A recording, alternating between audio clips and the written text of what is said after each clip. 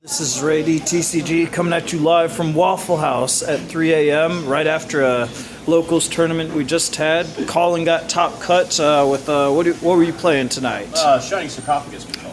Ooh, is that the new Yugi deck? Yes, it is. Ooh, that I can't wait to see. I'm a huge fan of the anime, as I'm sure he is. He's playing after all, he's playing the Yugi deck. So without further ado, why don't we take a look at what you're playing in there? Alright, well, first of all, we got 3 copies of Shining Sarcophagus, which is very important.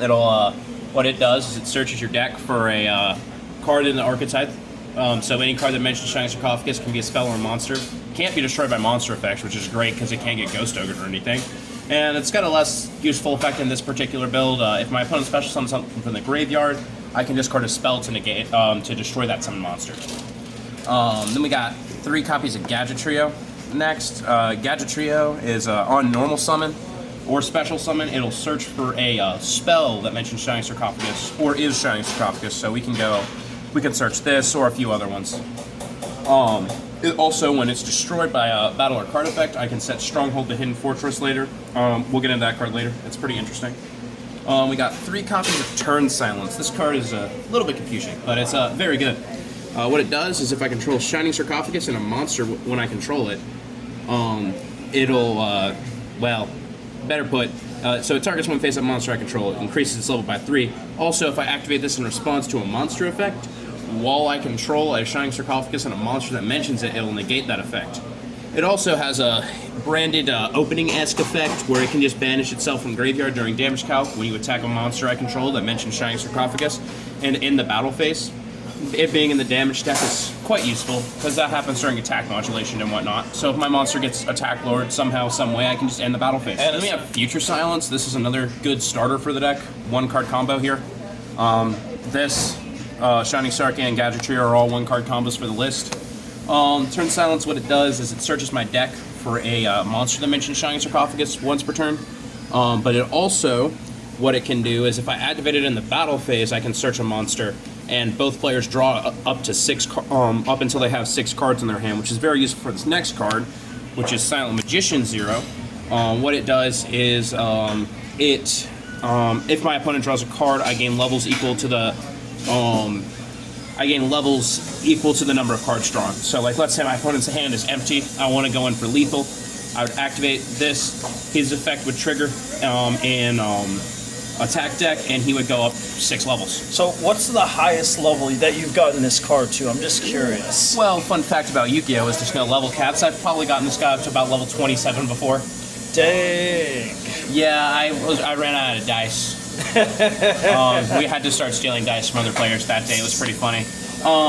But anyways, he also has a really good effect of he can gain a level. If he's not his original level, he can gain a level to negate the activation or the effect of a card. So if it's already a continuous card that's up in play, I can negate the activation of that particular thing. So if he has to pay a cost for it, and he can't pay that, and I know he can't pay that cost again, then I can negate the effect. So, like, let's say we're playing against Duel, they want to destroy a monster from hand to search, I can negate the effect if he was not on the board when it was activated. And if he's only got 1 card in hand and he's destroying it, then I can negate that effect and he can't use it again. We got Silent Swordsman 0. He's pretty good because, unlike Silent Magician, he does not need to control Shining Sarcophagus for his effect. His is very similar. Every standby phase, he gains a level.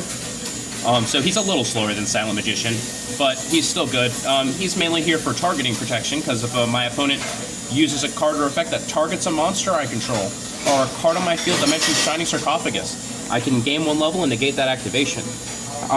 But yeah, it's very, they both gain 500 attack and defense for every level of the game, which is really cool. So, I mean, he's a 2-of.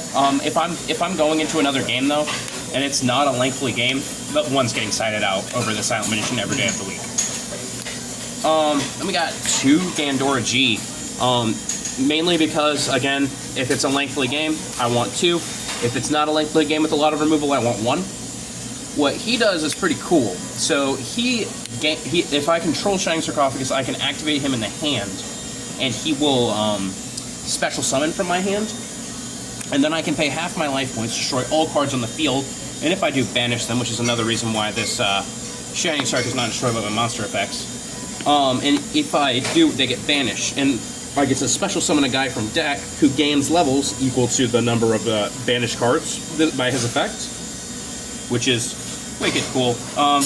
We do a lot of comboing with Gandorji in this deck. Then we have Ties That Bind. It's another quite good card that it's mainly played turn 1. Because what it does is if I control a Shining Sarcophagus and a card that mentions it, I can activate it from my hand. And it'll summon 2 level 4 or lowers from deck that mention Shining Sarcophagus, but as I said, it locks me out of the extra deck for the rest of the turn after I use it. So, I only have 1 monster at that point, but yeah. Luckily that ends my summons on 3 to 4 summons, so I don't really usually have to worry about Nibiru. Then we have, this card just came out in this set, and it's Archfiend's Advent. It's very new. If I control Shining Sarcophagus, I can normal summon it from my hand. And what it does on summon is it can target a monster my opponent controls and take control of it. If I control Shining Sarc, it can attack that turn. If not, I can still steal the monster, it just can't attack. But it also gives all my monsters 500 attack points besides itself every turn, which is pretty cool. He's very good going second. You never know with this deck, and you kind of need Engine. So, like, let's say I draw Shining Sarc, but no monster but him, he's still a good normal summon.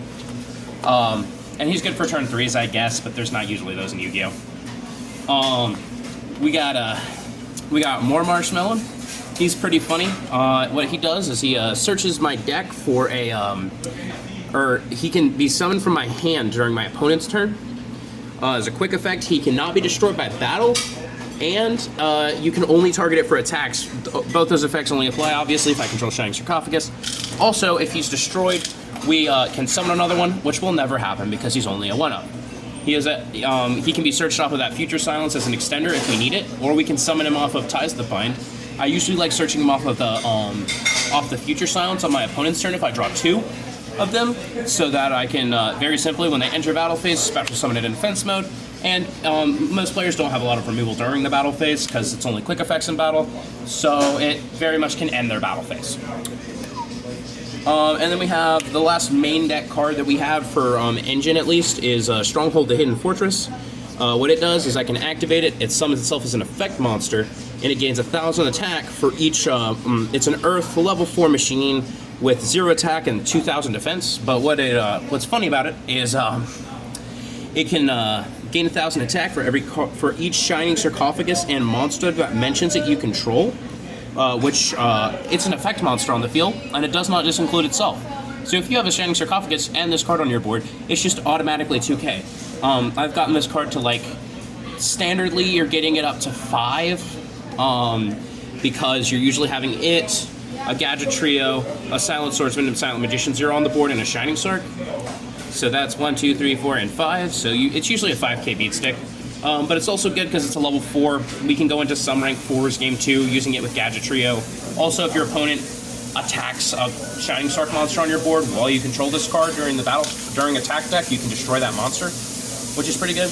But that's all for, like, the deck core. We obviously have side engine and whatnot. Of, like, we'll run 3 Prospy. Yeah. Prospy's pretty good. Yeah. It looks at the top 3. I mean, most people know what it does. Banish 3 or 6 cards. Look at the top number equals the number you banished. Add 1. You can't draw for the rest of the turn, so it sometimes clashes with Future Silence if I'm trying to go for a kill. But also having their damage very much contradicts Future Silence if I'm trying to go to a kill. So this is usually a turn 1 card, but yeah. And then we run 3 Infinite Impertinence. Oh, yeah. No explanation needed. 3 Ash, because most players need to run 3 Ash, 3 Imperm. If you're not, we have a problem. I also run 3 Crossout Designator, which is very good. It can be used defensively and offensively because a lot of players run Prod of Prosperity, especially Snake Eye players. So I can go Crossout, call Prospy. I've gone Crossout, call a lot of my cards on my side, which are mainly Crossout targets, because most of my side, which we'll get into in a moment, is cards that destroy my back row. That I need cross out for. Don't want that to happen. No, we do not. We also run 3 Shifter, which pairs very well with Gandorji. None of these cards have Graveyard Recursion or Summon Back Recursion, so it doesn't matter where they go, they're not coming back, and I'd rather my opponent struggle more than me. And also, yeah, it just hurts Snake Eyes, which is one of It kills Snake Eyes. It kills. It very much messes with with New Set Yubel. New Set Yubel wants to shuffle back their Yubel monsters from their graveyard to make Phantom. They can do it from hand, but it's not optimal at all, so it's not even worth playing, because what they really want to do is they want to make, they want to use the Yubels as link fodder for Unchained, and then they want to banish those, and then they want to shuffle them back into the deck from the graveyard to make Phantom. They can only do one or the other under Shifter, which also leads to Fisher. Yep. Because I hate people playing the card game. Yeah. I want them to suffer. It's great. Yeah. I mean, hey, against Snake Eyes, again, it's probably one of the best. Those two are probably one of the best things against them. And then we have one cross-out target that is very easy to play because everyone plays this card. Yeah. But also it's good if I draw it. Which is funny. That's the main deck. It's 41 cards. It's pretty fairly consistent. So we got Yubel, the Loving Defender, forever. It's very good against the Yubel format because I can super poly them right before they start link summoning, which is very funny, and it burns them. And funny interaction with Yubel cards. If you attack a 0 attack point monster against a 0 attack point monster, they don't crash. I don't know why that is, but it's just it's one of those Konami sets those things. Yeah. No. They do that a lot. Yeah. I learned that 3 days ago. Actually, no, I learned that last night when I played a Yubel player. And then we've got Mud Dragon of the Swamp, Garura, Wings of Resonant Life, and Dragostapelia. Very good against Yubel, very good against most other decks.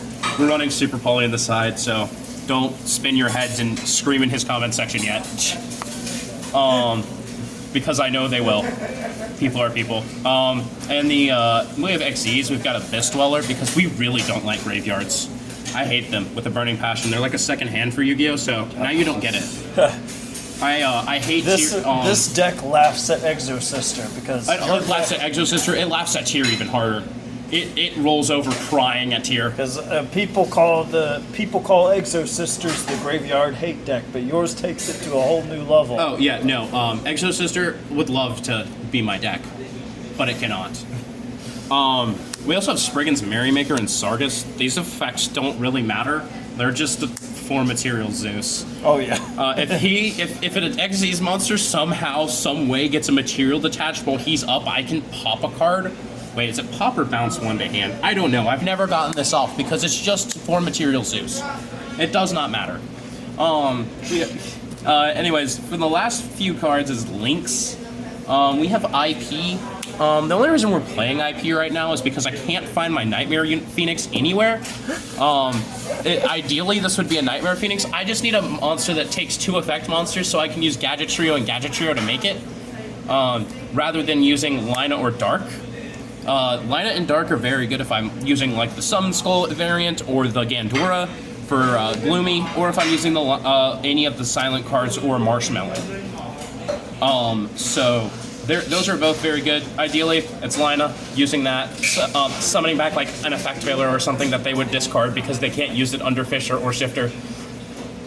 It's great. And we would use whatever monsters we got off of that to play Selene.